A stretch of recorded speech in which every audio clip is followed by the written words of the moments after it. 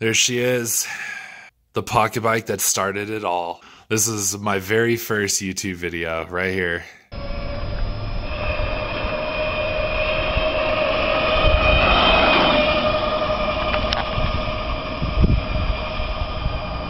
The XP 700 Super Sport, as I like to call it.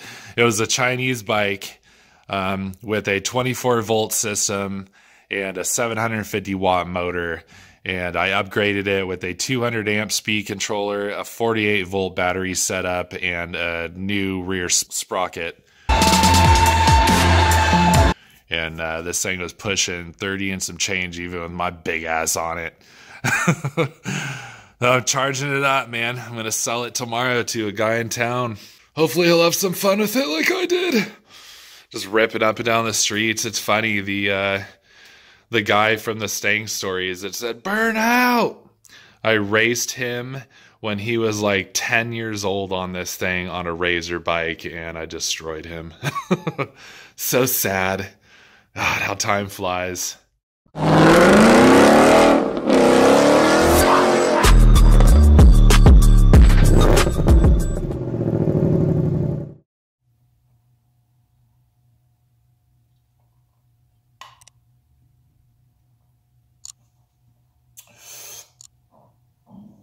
Oh, damn, dude. What's happening, everybody? Street here. Welcome back to the channel. Welcome back to the Stang Stories. New Year's Eve, man. Just kicking back a couple of cold ones and just enjoying my night. Wanted to come out in this freezing cold and talk to you guys a little bit about mods, performance and appearance, just different things that I have planned for the car, and maybe express to you and talk about some of the concerns that I have with the performance aspect of the car, basically. So before I get started, let me just talk a little bit about the appearance mods that I want to do to the car. You know, I bought the car fully lit because I didn't want to have to do a ton to it, and still it's just the little things, you know, that I want to do. Things that just help it stand out amongst the crowd. You know, everybody wants their car to just be unique in some way, and I'm no different. You know, I want it to look more badass than the Mustang next to it. So there's a couple of key things that I think I want to do to it.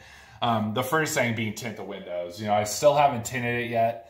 I haven't even gone and gotten a quote on it, but it looks tinted right now because it's in the garage, and you can kind of get the feel for how it would look, and it would look just amazing with the black on silver theme that we got going here.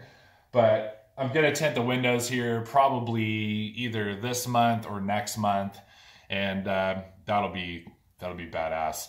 I also want to get the GT350 track pack spoiler, that carbon fiber one. My boy has a Shelby at work that it's such a badass spoiler, dude. I want it really, really bad, but it's expensive.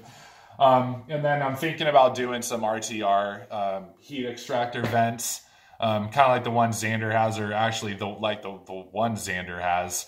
Unless I can find something a little bit different. I haven't really looked around to see what's on the market too much, but I love the way Xander's car looks.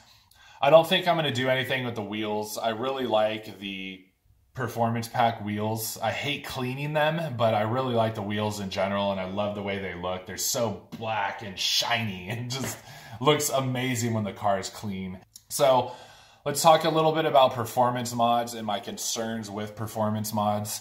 There's a lot of things I would love to do to this car. You know, I would ideally love to just redo the intake and exhaust systems and just grab that 500 wheel horsepower that's so easily achievable with these cars.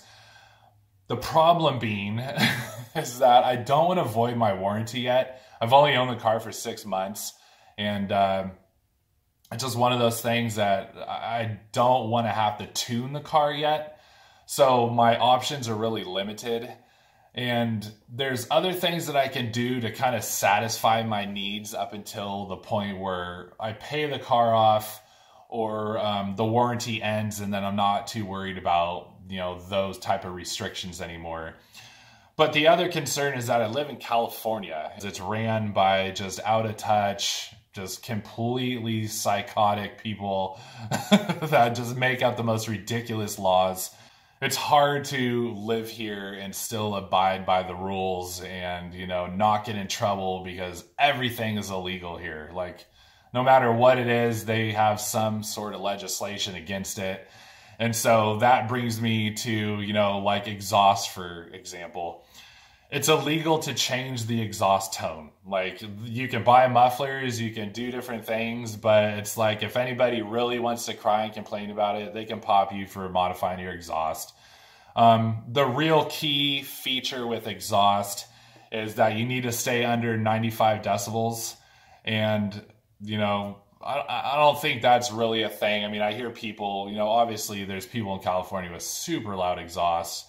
And, you know, they're not messed with at all, unless the cop really feels like being, you know, poopy that day. Like, he might pull you over and question you about it. But the real key is the cats. You can't touch the cats. And I know it's probably like that for a lot of other states too, not just California, but you can't touch the cat. So it limits me on a couple of things. You know, I have the active exhaust, so I don't want to do a catback exhaust. I like the way it sounds, and I don't feel like I need to go out there and spend you know, I think they're anywhere from like $700 to $1,000 for a good catback exhaust or something.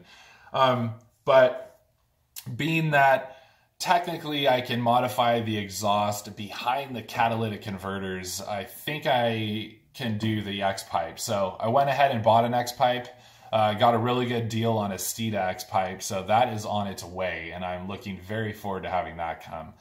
I'm not expecting any real like power gains from it. I'm sure it's probably good for, you know, a couple of horsepower, freeing up that flow of the exhaust.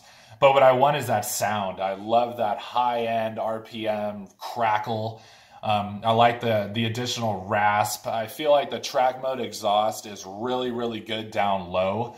But up high, there's nothing, you know, you don't hear really anything up high. So I want that sound from the X-pipe. A lot of guys are saying, get the H-pipe. I don't want the old school deep throaty V8 sound. I want the new school raspy, crackling exhaust from that X-pipe. So be on the lookout for the X-pipe. It's on its way. It should be here in about a week, hopefully.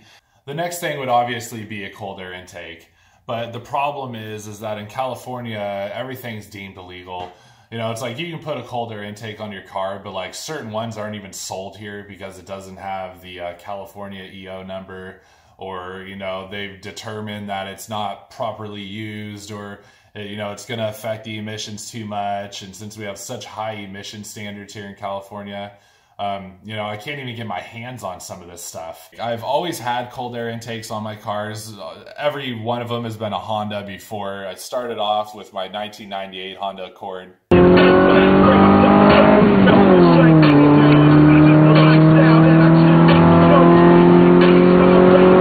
Had DC sport headers, AEM high volume fuel rail, a AEM cold air intake, and it had a MagnaFlow catback exhaust. MagnaFlow? I think so. I loved that car. It was a very, very fun car. It was my first car that I really like did anything to, and it was pre-Fast and Furious days when we were actually out there on the streets and we were, you know, having a good time. And then Fast and Furious came out, screwed it all up, man. So my most recent Accord, I love the sound of that thing. It sounded so good when it hit watt.